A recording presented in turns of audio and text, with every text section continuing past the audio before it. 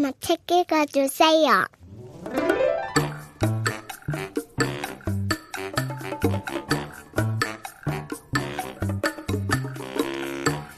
세계적인 베스트셀러 내가 정말 알아야 할 모든 것은 유치원에서 배웠다라는 책에는 이런 이야기가 나옵니다.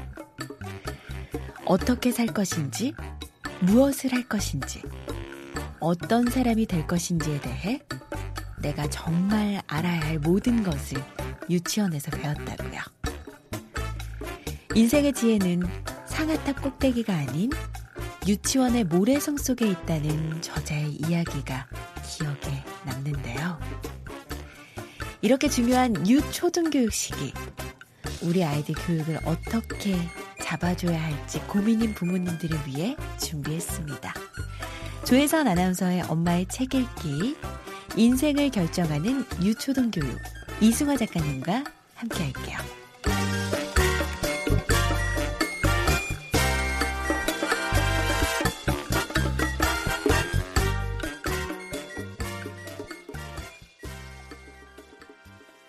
네, 인생을 결정하는 유초등교육 이승화 작가님 모셨습니다. 어서 오세요. 네, 안녕하세요. 청주 옛날에 많이 왔었는데 네. 오랜만에 다시 오니까 좋았어요. 청주에 강의하러 오시더라고요. 그렇죠. 여기 충북 교육연구정보원이랑 좀 인연이 되어서 네네. 관련된 미디어 교육 작업이나 교사 연수를 계속 저번 여름방학부터 해서 방학 때마다 했었어요. 네, 근데 지금 코로나 때문에 또 잠시. 그쵸. 딱 3개의 시리즈였는데 2개 하고 단체 활동 조금 자제하자라고 해서 그만했는데 네네. 다음을 기약했는데 계속 못하고 그러네요. 계약도 못하고 있으니까 뭐. 봄이 왔는데 저희 청취자분들을 위해서 작가님 소개 좀 부탁드릴게요. 저는 교육회사에서 네. 연구개발 업무를 쭉 했어요. 그래서 연구소에서 연구개발 일을 하고 그리고 뭐 독서교육과 문화 콘텐츠학 이거를 대학원에서 계속 공부하고 네. 관련된 책을 쓰고 이제 강의도 하고 있습니다.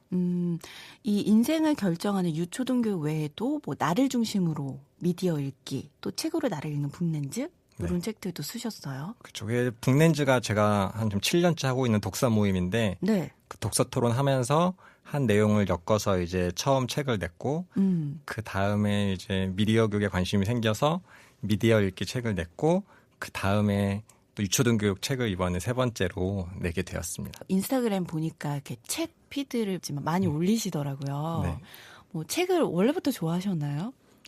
저는 전형적으로 저희 어머니 따라서 책을 좋아하게 된 그래서 사실 어려서부터 그림책이나 이런 걸 만나본 적도 없고 네. 집에 전집도 딱히 없었는데 저희 방임으로 자랐는데 네네. 어머니가 그냥 본인 책을 좋아하셨어요. 그래서 저 외동이라서 맨날 서점이나 이런 데 저를 데리고 가고 네. 지금도 기억하는데 초등학교 후반 막 이런 데 저한테 데미안이랑 이방인 이런 거를 읽으라고 주신 거예요.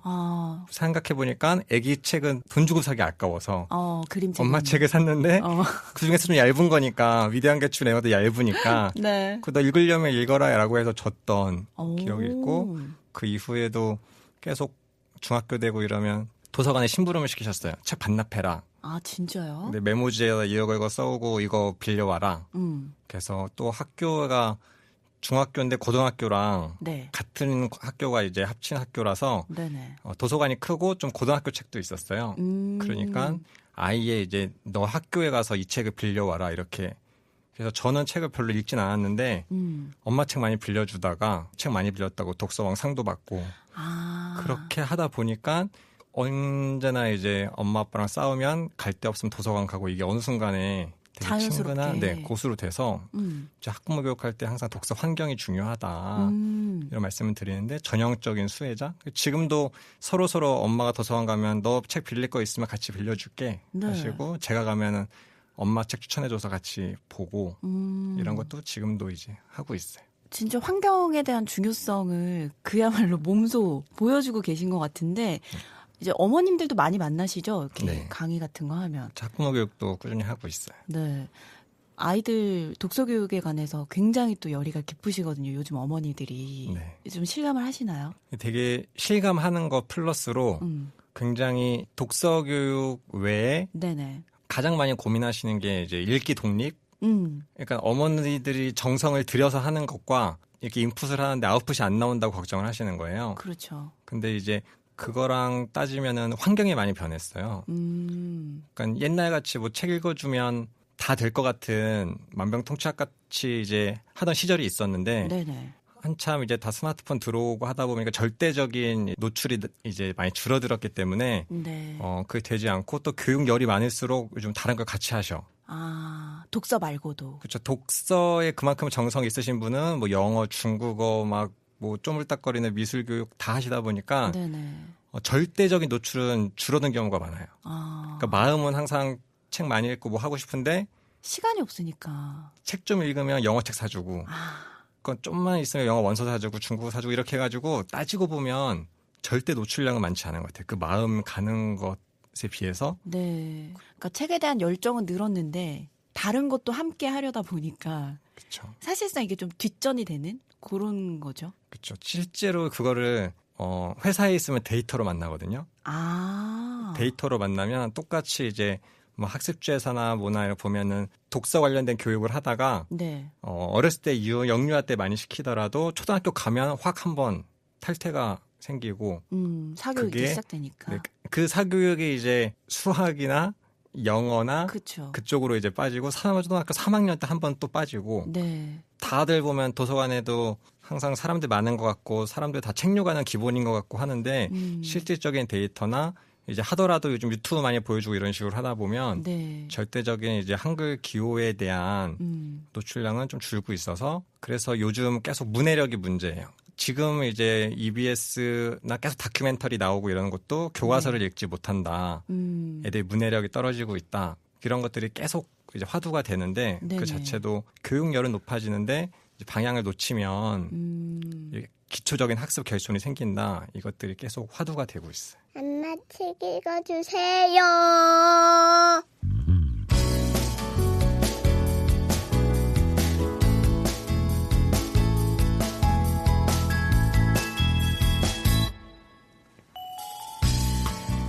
많은 이들은 유대인 성취의 원인을 가정교육으로 꼽습니다. 유대인들은 13세 성인식을 치르기 전까지 부모가 자녀 교육에 대해 철저히 책임지는 문화를 가지고 있습니다. 부모는 아이가 태어나자마자 토라 암송을 들려줍니다. 그리고 가능한 한 매일 저녁 식사를 아이와 함께하며 많은 대화를 나누고 아이가 잠자리에 들면 베갯머리에서 책을 15분 이상 읽어주는 오랜 관습을 가지고 있습니다. 거의 모든 유대인 가정에서 지금도 지켜지고 있습니다.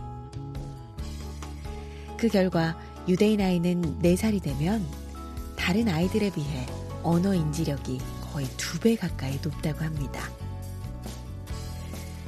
이런 가정교육에 하브루타 방식의 교육이 적용되어 부모와 자녀 간에 거듭되는 대화와 경청, 토론이 끊임없이 이루어집니다. 아이들은 지속적으로 사고의 상호작용과 함께 자신의 생각을 다듬고 표현할 수 있는 기회를 얻는 것이며 이를 반복할수록 생각의 근육이 단단해집니다. 또한 유대인들은 암송을 굉장히 중요하게 생각합니다. 유대인들은 자녀가 말귀를 알아들으면 토라를 가르치기 시작하여 미츠바라는 성인식 때 토라를 외우도록 합니다. 여기에서 그치지 않고 소녀는 성인식 전에 미리 준비한 유대 율법 중 한 가지 논제를 정해 친지들이 보는 앞에서 강론하게 됩니다. 즉 유대인들은 13세 성인식 때 대중 앞에서 스피치하는 경험을 준비하며 공식적인 말하기 능력을 키우는 겁니다.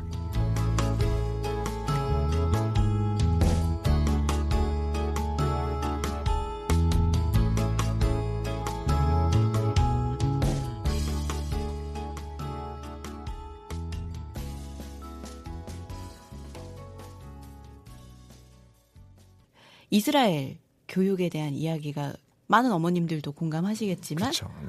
따라하고 싶고 네. 배우고 싶고 일상 속에서 실천하고 싶어서 많이들 하시거든요. 네. 책 육아와 어떻게 보면 일맥 좀 상통하는 거잖아요. 그쵸. 토론하고 이야기 나누고. 그렇죠. 가장 기본적으로 유대인처럼 우리가 직접적인 논쟁이나 막 주고받고를 안 하더라도 책 읽고 대화하는 식으로 우리나라는 지금 육아 하부르타는 많이 넘어왔는데 네.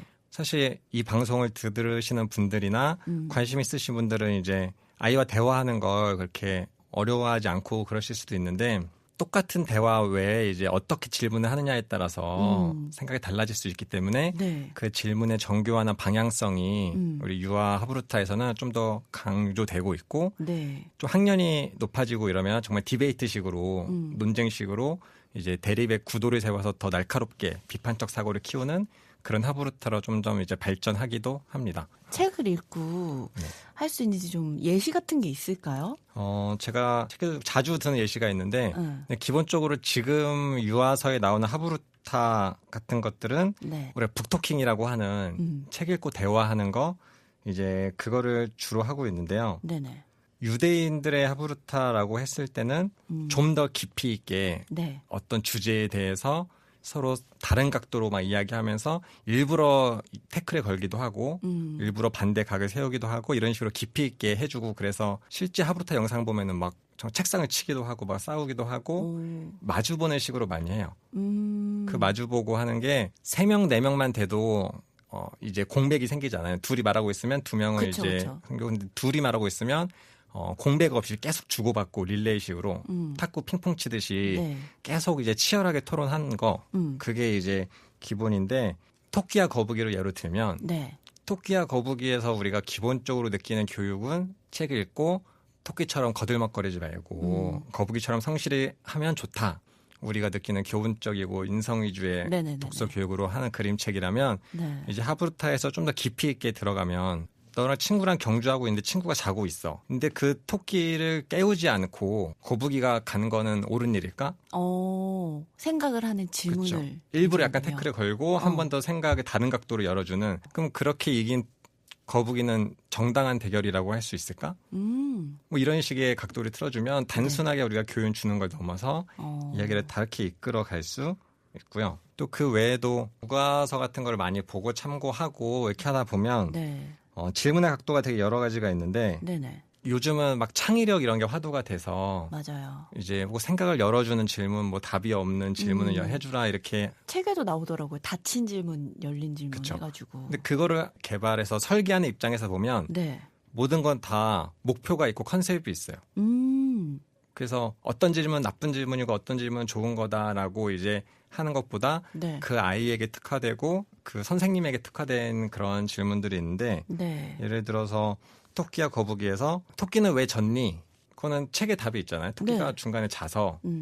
이길 거라고 확신하고. 그렇죠. 그런 건방지기도 하고. 네. 근데 그런 거를 이제 과거에는 너무 주입식으로 내용 확인만 했다라고 해서 네. 조금 반동으로 이거를 좀 거부하자. 좀 열어주는 질문을 하자라고 해서 토끼랑 거북이랑 경주하는 거 달리기 말고 네. 어떤 방법으로 또 경주를 할 수 있을까? 뭐 어떤 방법으로 하면 이번에는 좀 거북이에게 더 유리할까? 이런 식의 열린 질문들을 하는 거를 많은 책에서도 추천하고 네네. 그렇게 생각을 열어주고 대화를 하라 이렇게 해가지고 또 그런 쪽으로 이제 많이 가고 네네. 근데 그러다 보니까 애가 내용을 건너뛰는 경우가 되게 많은 거예요. 그러니까 실제로 막 생각을 주저리주저리 얘기를 잘하는 친구들한테 내용을 물어보면 내용이 뭔지 잘 모르는 경우가 역으로 생기기도 해요. 네네. 그래서 실제로 아이랑 하다가 우리가 진단하는 느낌으로 하다 보면 애가 어느 면이 약하고 어느 면이 강한지 어떤 애는 답은 되게 잘 찾는데 자기 생각이 없는 친구가 있고 네. 어느 친구는 건너뛰게 대충 읽어서 내용을 잘 못 짚는데 자기만의 생각은 되게 확고하게. 확고해가지고 막 주저리주저리 말 잘하는 친구가 있고 이렇게 있는데 그런 거를 이제 잘 구분해서 아이에게 균형 있게 질문을 딱딱 던져주는 거. 네. 그것도 굉장히 이게 조금 방향성 있는 질문 면에서 되게 중요한 면입니다. 아, 그렇군요. 엄마 책도 읽어주세요.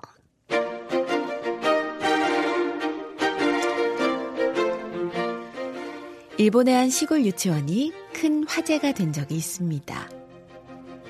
일본 후지 방송에 슈퍼키즈를 키우는 보육원과 함께 한국에서도 EBS 세계 교육 현장 일본 유아 교육편으로 방송이 되어 큰 인기를 끌었습니다. 일본뿐만 아니라 한국을 비롯한 많은 나라에서 요코미네식 교육법 돌풍을 불러일으켰고 그러한 내용을 담은 책들도 많은 인기를 누렸습니다. 큰 인기의 비결은 놀라운 성과입니다. 요코미네시 교육법의 창시자 요코미네 요시우미가 운영하는 어린이집 아이들은 졸업을 하기 전에 평균 2,000권의 책을 읽고 6살에 한자를 읽고 쓸 수 있으며 초등학교 때 전원 암산 1급에 합격합니다. 또 달리기와 띰틀 같은 운동 능력도 뛰어나 균형적인 발전을 이룬다고 합니다. 그래서 많은 사람들이 스파르타식 교육, 강압적인 분위기일 것이라고 생각하지만 아이들은 자발적으로 공부하고 운동하며 책을 읽는 모습을 보입니다. 자기주도 학습 습관이 잡힌 것이죠. 요코미네 선생님은 수십 년간 아이들을 세심히 관찰하여 아이들의 보편적인 심리 기제를 4개의 스위치로 정리하고 이를 모든 교육 과정에 적절히 적용해 유아들의 가능성을 자극합니다. 그리고 이 스위치만 적절히 켜주면 놀랍도록 성장한다고 믿습니다. 스스로 커가도록 자극만 해주는 거죠. 스위치 4가지를 살펴보면 스위치 첫 번째는 아이는 경쟁하고 싶어한다. 스위치 2번째, 아이는 흉내내고 싶어한다. 스위치 3번째, 아이는 조금 어려운 일을 하고 싶어한다. 마지막 스위치 4번째는 아이는 인정받고 싶어한다입니다. 스위치 첫 번째인 경쟁을 예로 들면 아침마다 달리기를 시킬 때 너 저기까지 한번 뛰어봐 라고 하는 것보단 모두들 저기까지 한번 뛰어보자. 누가 1등을 할까? 라고 하면 더 열심히 달리기에 임한다는 것입니다. 뜀틀을 하더라도 친구가 10단까지 했으면 본인은 11단까지 하고 싶어 합니다. 그러한 관계 속에서 최선을 다하며 잠재 능력을 끌어올릴 수 있습니다. 많은 사람들이 걱정하는 시기와 질투 같은 부정적인 감정에 대해서도 아이들만의 특수함을 이야기하며 안심시킵니다. 아이들은 순수하기 때문에 지속적인 시기와 질투심으로 상대방을 끌어내리려는 마음보다 더 잘하고 싶다는 마음을 더 갖게 되며 서로가 좋은 성장의 발판이 된다는 것입니다. 그래서 착한 경쟁이라는 수식어도 붙습니다. 스위치 2번째, 흉내내고 싶어한다. 흉내는 많은 부모님들이 공감하는 부분입니다. 아이들은 부모님, 선생님, 또래 친구들을 흉내내는 활동을 통해 기본적인 생활 습관의 많은 부분들을 익힙니다. 이러한 성향을 적절히 활용하면 아이들이 스스로 학습하는 습관이 생기도록 이끌 수 있습니다. 예를 들어 아이가 잘못된 글쓰기를 할 때 아이의 손을 잡고 바로 써주는 것이 아니라 바르게 쓰는 모습을 보여주면 스스로 흉내내려고 합니다. 운동을 할 때도 바른 자세를 직접 고쳐주는 것이 아니라 잘하는 친구의 시범을 보는 것이 더 많은 자극이 됩니다. 스스로 고민하고 나와 다른 것을 발견하고 흉내내며 성장하게 되는 원리라고 볼 수 있습니다. 스위치 3번째, 아이는 조금 어려운 일을 하고 싶어한다. 스위치 3번째 조금 어려운 일은 교육학적으로도 널리 알려진 개념입니다. 쉬운 것은 처음에는 재밌어 하지만 금방 실증을 내고 지루해합니다. 그래서 도전하고 싶어지는 과제를 지속적으로 제공하는 것이 좋습니다. 책을 접하는 아이들에게도 처음에는 간단한 책을 통해 성취감을 주는 것이 좋지만 그 이후에는 아이의 상황에 맞게 조금씩 난이도를 높여가며 과제를 제공해야 효과적입니다. 대신 이 단계는 아이의 수준에 맞게 섬세하게 구성되어야 합니다. 아이가 모르는 단어를 조금씩 섞어서 활동을 제공하거나 새로운 장면을 보여주며 호기심을 자극합니다. 게임처럼 한 단계씩 성장하는 느낌을 주면 스스로 학습에 대한 흥미와 성장 동기를 갖게 됩니다. 스위치 4번째, 아이는 인정받고 싶어 한다. 4번째 스위치인 인정은 아이의 자존감과 관련이 있습니다. 요코미네 씨는 칭찬과 인정을 구별해서 칭찬해주기보다는 인정해주는 것이 훨씬 중요하다고 합니다. 나도 이제 어른이 되었어. 이런 마음이 들도록 해주면 스스로 해낼 수 있다는 마음이 함께 싹트는 거죠. 작은 대화에서나마 합격, 상장과 같은 대우를 해주며 꼭 이름을 불러서 그 아이의 구체적인 성취 결과에 대해 인정해줍니다. 책을 읽을 때도 다 읽은 책은 기록을 남겨 스스로가 책을 읽은 것에 대해 성취감을 느낄 수 있도록 하며 땡땡이 책을 읽었다, 땡땡이 칭찬 스티커 10개를 모았다와 같이 인정해줍니다. 그러면 인정받고 싶은 욕구에 스스로 많은 일들을 해낼 수 있습니다. 이러한 4가지 스위치는 아이의 학습 능력 전 분야에 영향을 미칩니다. 그래서 책도 많이 읽고 모국어도 잘하고 숫자 암산도 능숙하며 예체능 활동도 잘하는 기적의 아이가 되는 것입니다. 가장 중요한 것은 잠재 능력을 자극해서 스스로 배우게 했기 때문에 어떤 영역이든 확장할 수 있는 자기 주도 학습 습관이 형성된다는 사실입니다. 학교에 입학한 후에도 꾸준히 교육 성과를 보여주는 아이들의 모습에서 스위치가 전하는 지속 가능한 교육의 의미를 발견할 수 있습니다.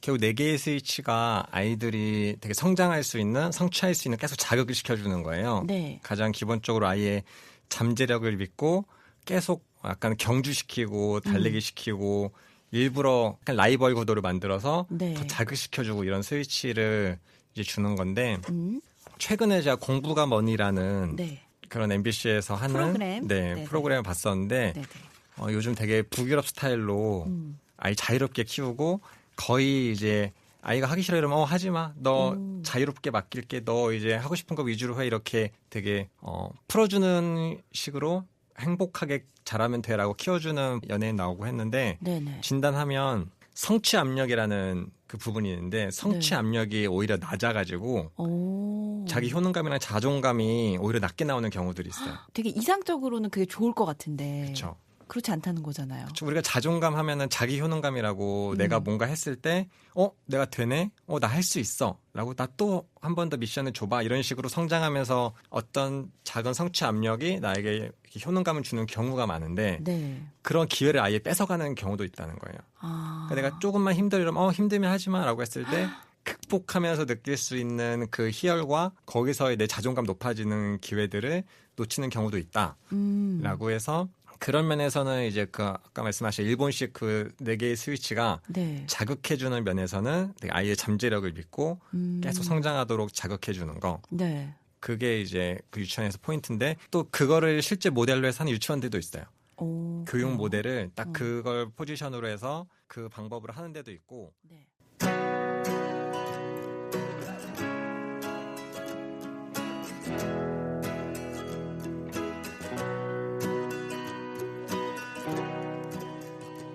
현재 초등학교에서는 온작품 읽기 수업이 화제입니다. 2015년 개정 교육과정에 따른 한 학기 한 권 읽기와도 맥을 같이 하는데요.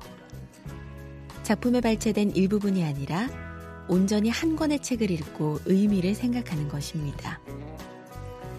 이런 수업의 원조는 일본 고베시 나다 중고등학교의 국어 수업이라고 할 수 있습니다. 교과서 대신 은수저라는 일본의 고전소설 한 권으로 3년간 국어 수업을 했는데 그 결과가 매우 놀라웠습니다.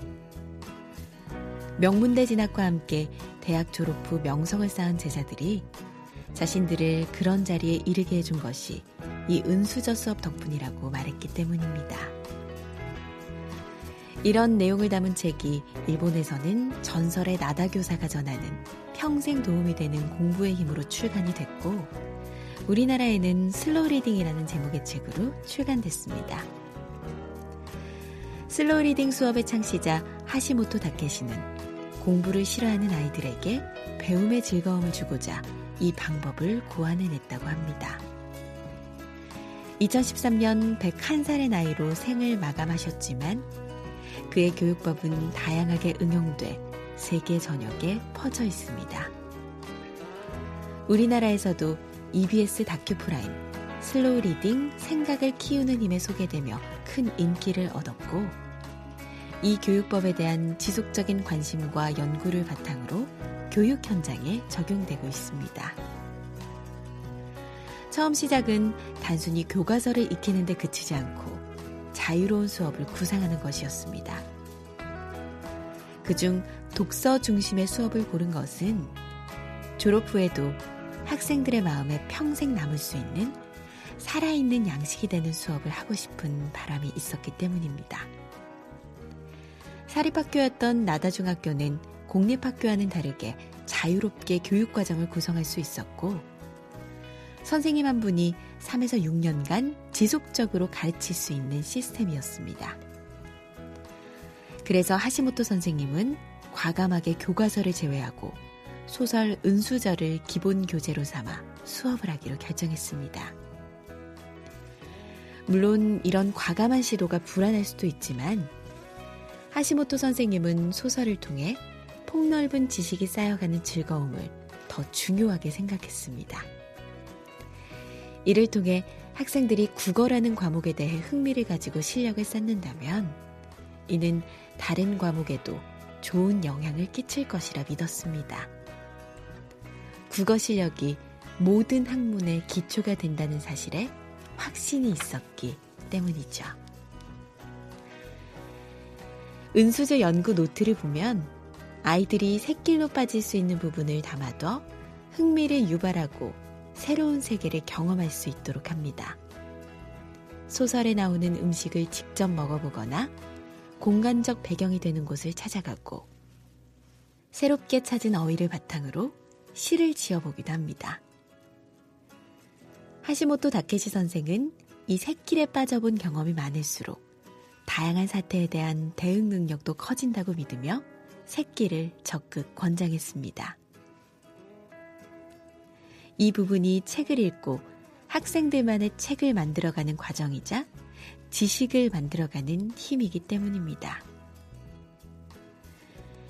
이런 교육을 시작으로 나다중학교 학생들의 학업 성취도는 올라가기 시작했고, 시골 사립학교에서 명문학교로 대변신을 합니다.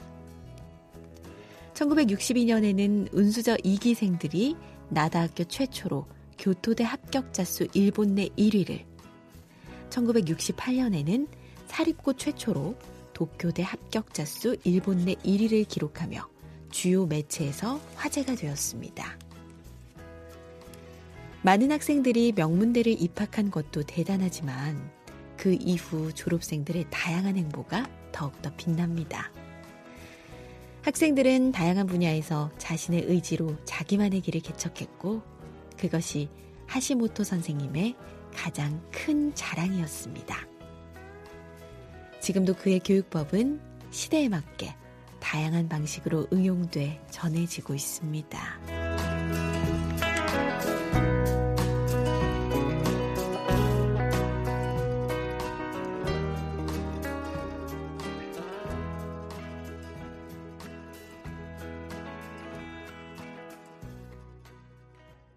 근데 이 내용 자체가 슬로우 리딩이라고 네.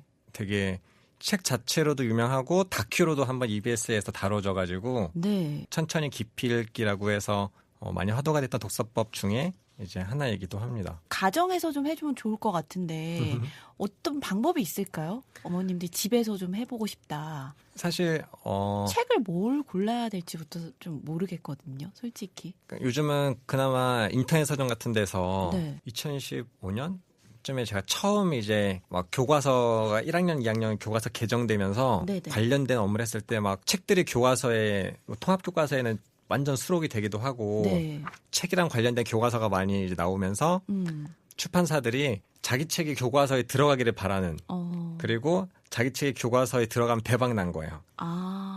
그러면 이제 교과 공부랑 연계된 독서를 하는 부모님들이 그렇게 하다 보니까 요즘은 인터넷 서점에 잘 들어가면 네. 예스입사 같은 데서도 딱 들어가면 교과서에 수록된 책들만 다 묶어놓고 그렇게 판매를 하는구나. 네네. 그리고 교과서가 통합은 특히 주제별로 되어 있으니까 네. 주제랑 연계된 책들을 묶어놓고 요즘 출판사에서 아까 말씀하신 그 온작품 읽기 있잖아요. 네. 그런 것들에 관련된 활동을 선생님들이 하기 좋게 책을 만들고 책이랑 그 책으로 할 수 있는 수업 지도안을 같이 출판사에서 만들어서 서점에 올려놓는 경우도 많고 지금 인터넷 서점만 잘 뒤지셔도 이제 기본 정보는 얻을 수 있는데 근데 그래도 책이 너무 많아요. 그래도 너무 많아서 또 골라서 읽으셔야 되는 네. 이제 그런 좀 부담이 있긴 있죠. 네. 어떻게 아이가 좀 좋아하는 흥미를 보이는 책으로 하는 게 좋겠죠, 아무래도. 그 중에서도. 그렇죠. 가장 기본은 아이한테 서점 가서 재밌는 거 네가 읽어라고 하면 사실 본인 마음에 안 드는 경우가 많아요. 그래서 제가 전에 회사에 있을 때는 책 고르고 큐레이션해서 선별하는 일을 했었는데 네네. 책 5권이 있으면 한두 권은 부모님이 마음에 드는 거. 내가 주고 싶은 메시지나 내가 조금 더 이제 좋아하는 듯한 책을 2권 그리고 3권은 조금 자유롭게 뭐 이런 식으로 해서 어머니가 1차적으로 뭔가 한 다음에 네. 그 다음에 아이에게 선택권을 주면 그게 이제 이론적으로도 자기 선택적 독서라고 내가 고른 책이니까 내가 조금 재미없어도 마무리 읽어야 되고 이거는 내가 선택한 거에 대한 나의 안목을 스스로 계속 키우게 해주는 거라서 잘 섞어서 어머님이 주고 싶은 메시지나 막 그런 것과 이제 아이가 좋아할 것 같은 거랑 잘 섞어서 네네. 하시는 게 좋습니다. 그러니까 좀 선택을 할 수 있게끔 약간의 그 선택지를 주는 거군요. 그 안에서 선택할 수 있게끔. 그렇죠. 약간은 이제 한정된 선택이긴 한데 네. 그런 느낌을 계속 가질 수 있게. 가질 수 있게. 네, 그런 것도 되게 장기적인 독서를 하는데 되게 좋더라고요. 그러니까 독서 교육이 결국은 목표가 평생 독자를 만드는 건데 맞아요. 우리나라 독서 교육은 초등학교 3학년 이후로 끝난다 이런 말이 되게 많아요. 그러니까 공부해야 되니까. 그렇죠. 공부를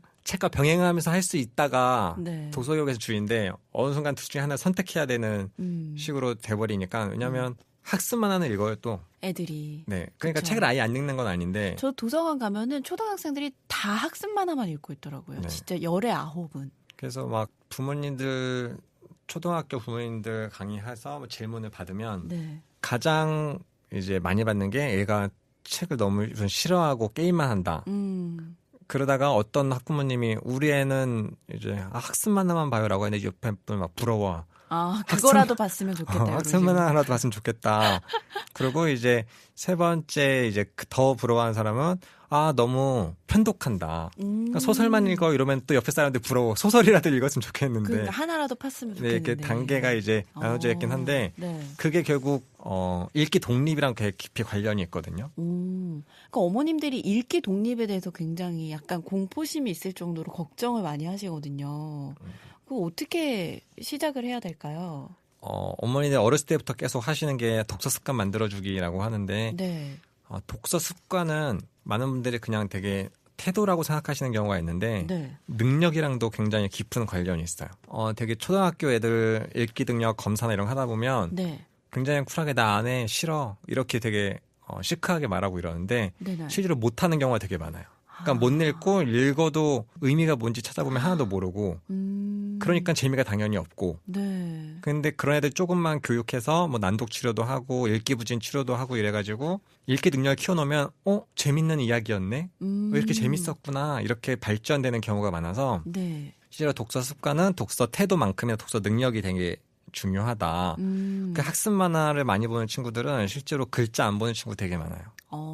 만화가 그림 위주로 해서 하는 경우도 많고 네. 웹툰 같은 것도 요즘은 글자가 진짜 엄청 없어요. 짧잖아요. 네. 그냥 휙휙 보면은 되니까. 이렇게 손가락 놀이 하듯이 그냥 쑥 보고 웹툰 중에서도 글자 많으면 글자 많다고 안 봐요.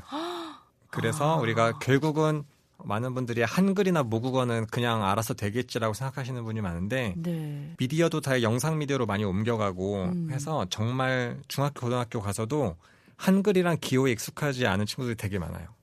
그 아이들은 교과서를 글자만 읽고 그러니까 당연히 재미없어라고 하는데 읽어도 무슨 내용인지 모르는 경우가 되게 많아요. 그래서 제가 항상 요즘은 교과서를 읽지 못하는 아이들이라는 다큐가 유튜브에 있는데 네. 엄마들에게 항상 그거를 추천드려요. 그러면 초, 중, 고 친구들이 다 이제 겪는 고민들이 이제 담겨 있어서 네. 읽기 독립은 결국 혼자 읽는 거잖아요. 스스로. 그렇죠. 스스로 읽으려면 어느 정도 능력이 기반이 돼야 된다. 그래서 교수님이나 전문가 이런 잘 나가시는 분들은 막 독서는 쾌락이다. 독서를 교육하는 나라가 어딨냐라고 막 이렇게 하시는데 독서 교육하는 나라 많이 있고요. 저희보다 더 리딩 스페셜리스트라고 아이의 읽기 자체에 집중화된 교육을 하는 선진국도 많이 있기 때문에 그 자체를 되게 한글이나 이런 기호, 읽기 자체를 조금은 전문적으로 교육을 해야 된다. 네. 그게 지금 독서 교육에서는 옛날에는 재밌게 읽으면 돼, 알아서 좋아해라고 했는데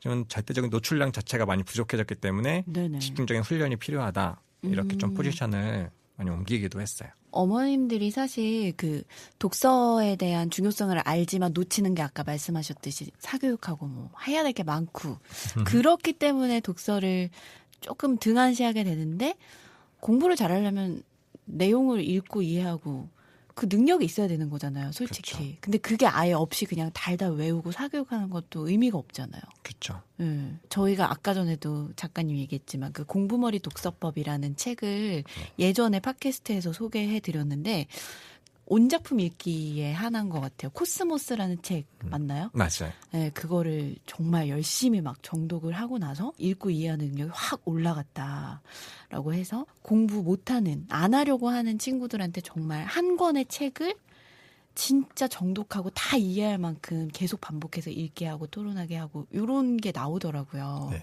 진짜 이게 되게 중요한 건데 많은 분들이 좀 놓치고 계신 것 같아요. 사실 어른들만 해도 네.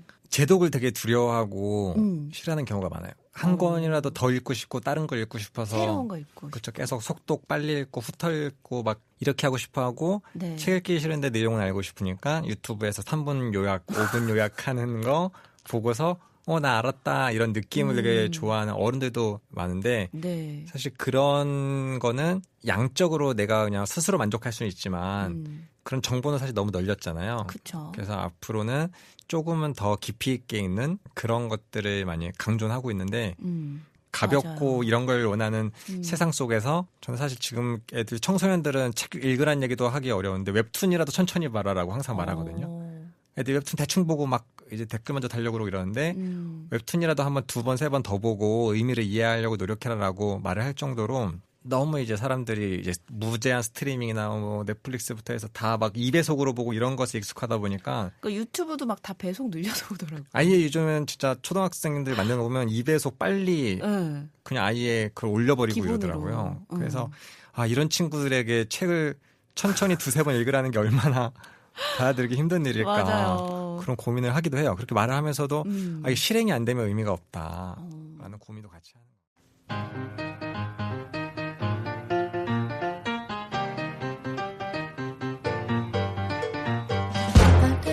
귀로 듣는 육아서적. 이어폰만 꽂으면 육아가 행복해집니다. 조혜선 아나운서의 엄마의 책 읽기 함께하고 계십니다. 인생을 결정하는 유초등교육 이승화 작가님과 함께하는 두 번째 에피소드는 2주 후에 이어집니다.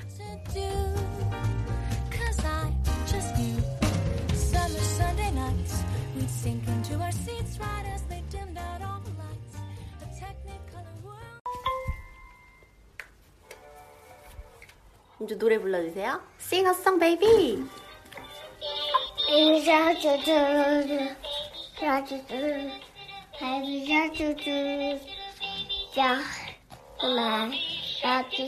여러분, 오늘 방송 어떠셨나요?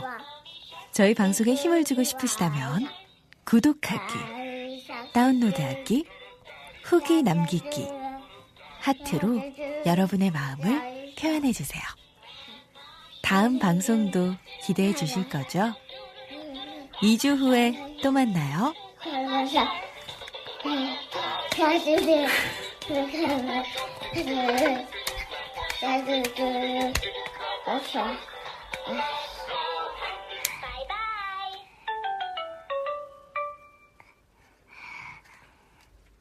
은주 one more time?